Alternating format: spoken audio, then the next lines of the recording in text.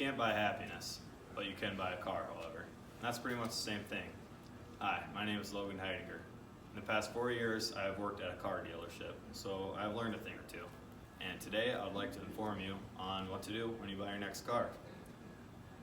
I know all the steps it takes that a new or used car will take through a dealership. I mean, they'll take steps through sales, service, and even detailing. I would like to tell you the processes that you should take when you buy or lease your next car.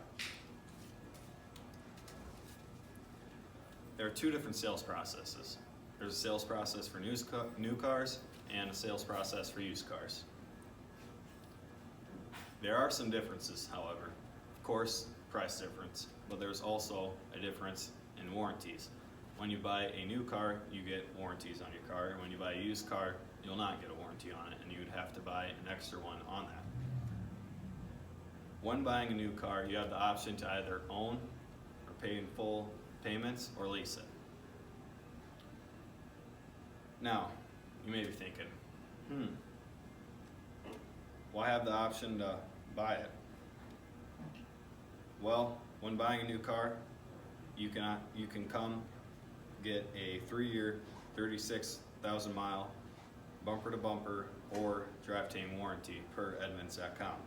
You can't get this with a used car, however. You have to buy a service contract, which is like a warranty. When purchasing a used car, there are several warranties that can be purchased, but you should also choose the best fit for you. Used cars are options for young drivers, more affordable options to the customer, and also for utility use. And what I mean by utility use is maybe a farmer will come in one day and want to buy a farm truck to use around their farm for chores here and there. Many dealerships hold these types of used cars for the customer's use. I mean, they have to provide to the customer, and that's the best thing for them. Now, some of you may have noticed that there might be a vehicle listed on the lot in the year 2020, and it might be mid-April in 2019. This is because, or for example, I should say, the Jeep Gladiator 2020 was actually in the hands of many dealerships in mid-April in 2019. You may have also noticed that dealerships can sell not each brand of car. This is due to the franchise system, which prohibits dealerships not to be able to sell a certain model of vehicle.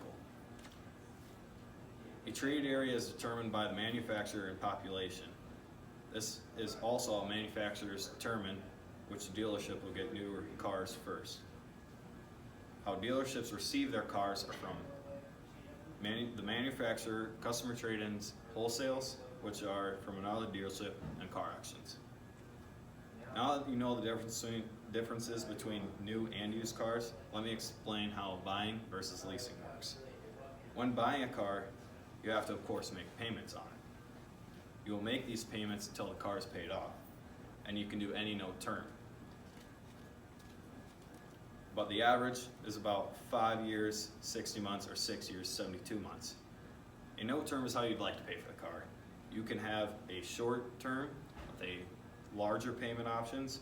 You can do an average note term with average payment options per month, and you can also do a long-term note, and that would be smaller payments per month. Once your note is done, you would not have to make any more payments on the vehicle other than service payments when you have to get it repaired.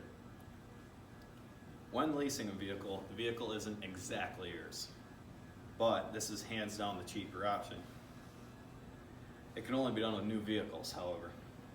To give you the gist of it, when leasing, you make payments to the bank for depreciation value. Depreciation value is the difference between what the car is worth and what the bank thinks your car will be worth at the end of your leasing contract. In other words, the bank owns your car and you're just doing a long-term rent. As an example, when buying a 2020 Jeep Gladiator, you make payments around $450 to $500. However, when leasing a new Jeep 2020 Gladiator, you will make payments around $300 for 3 years, probably 36 months. And leasing is by far the more popular choice when getting a car, as it is more affordable to most people. Now, there is another piece of the puzzle. You can trade in your vehicle on a new or used purchase or new lease. When trading in your vehicle, there are some steps that a dealership will follow.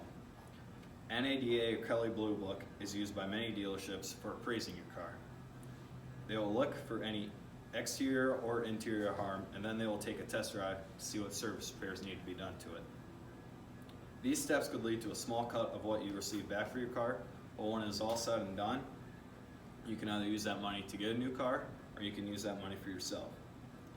When trading in your car to get a new car, they will subtract what your car's value is worth from what new or used car you were buying. And you may have to make payments for the rest of what that new or used car is. So, today I've told you the different processes that happen when you buy a car. I hope you all learned the process a car takes through a dealership, the difference between buying and leasing, and what to expect when trading in your current car.